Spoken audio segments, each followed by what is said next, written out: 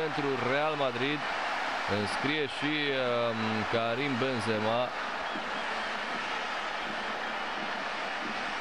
Spectacol făcut de băieții lui José Mourinho. Lumea pentru asta a plătit bilet. Nu cred că e cineva care își închipuia că liderul din China îi poate opune ceva rezistență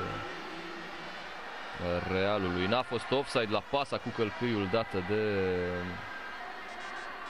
Cristiano Ronaldo.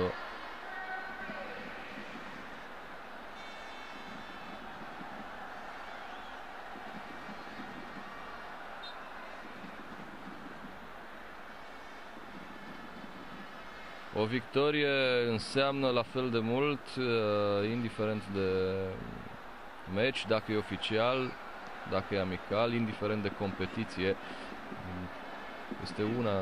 Este o parte din filozofia lui José Mourinho.